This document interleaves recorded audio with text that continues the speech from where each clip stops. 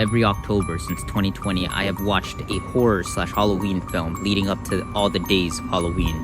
Except in 2020. 2020, I actually didn't watch all 31 days. I ended up failing that year.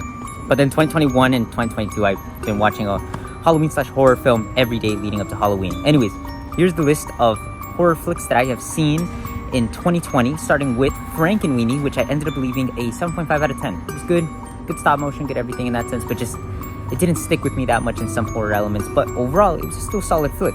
Next, I would put Coraline, which I ended up giving an 8 to 8.5 out of 10. Solid film, better than Frankenweenie, I would say.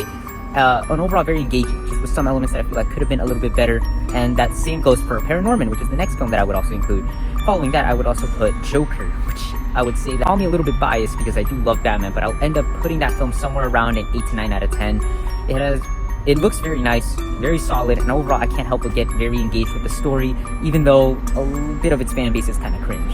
Chapter 1 I leave with an 8 out of 10. I thought it was very engaging, and I really do love the elements of how that story is, and same as the book, I really do enjoy the elements that are more in the 80s or 50s. However, chapter 2 I would end up putting it somewhere around a 6.5 to 7 out of 10, where it's just not as interesting with all the adults around. Not to mention, Pennywise is kind of downgraded and it gets all weird with the whole spider elements and all that alien bits. I like the idea that it's just a scary clown that can transform into your worst fears, and it's a lot more interesting that than aliens. Following the society trend, watching American Psycho, I'm leaving that somewhere around a 7 to 8 out of 10. Good flick, but the end could be worked on a little bit better. Following that is my favorite Tim Burton film, Corpse Bride, which I leave somewhere around a 9.5 to 10 out of 10. Solid film, definitely recommend.